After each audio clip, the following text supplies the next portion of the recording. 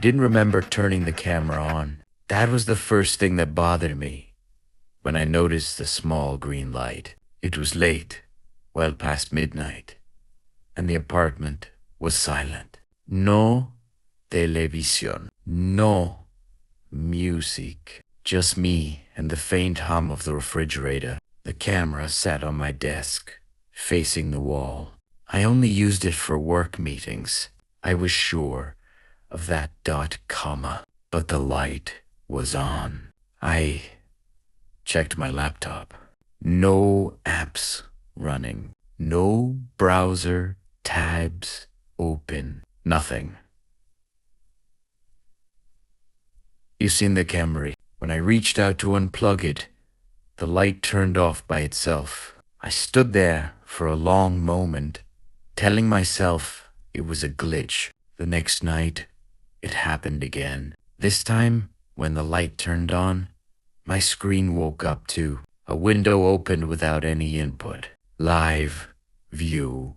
The image was grainy and dark. At first, I didn't recognize what I was seeing. Then I realized it was my room.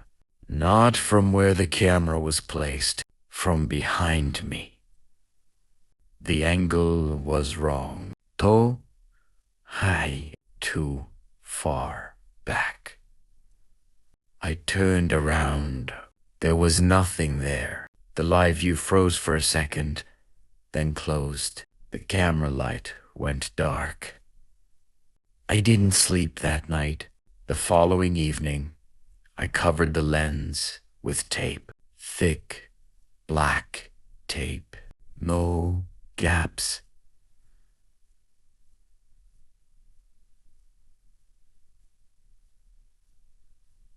At las 2:17 de la mañana, my phone vibrated. Camera access in use.com. I opened the app.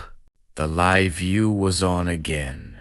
The screen was black, except for a faint outline. The shape of my shoulders.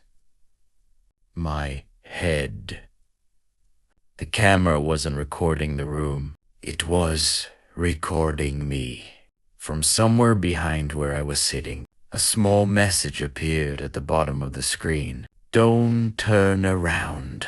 I stayed still until the sun came up. The next morning, the camera history showed something I couldn't explain. It had been active every night since the day I moved in, even on nights when I wasn't home. After that night, I checked everything on my devices. Permissions, connected hardware, hidden apps, background processes. Nothing explained the footage. Then I opened the storage folder. The oldest file was not from this year or last year. It was dated 3 months before I signed the lease. The file name was simple and consistent. room_cam_0217.com. I played it. The room was empty, with no furniture and no lights. Bare walls, clean floor, nothing inside. Ote, exactly las 2:17 de la mañana. The camera shifted slightly, as if someone adjusted it. The next file loaded automatically. Same room, same angle, still empty. But something moved in the corner, just a shadow at first.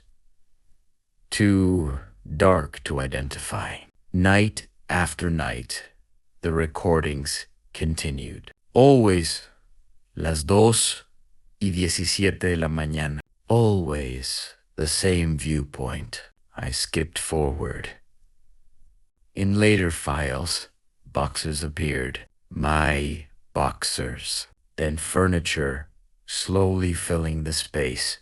A bed, a desk, a chair. The camera had recorded my move. From inside the room, I jumped to the most recent video. I was sitting at my desk, staring at my screen, exactly as I remembered. But in the reflection of the dark window behind me, someone was standing, not moving, not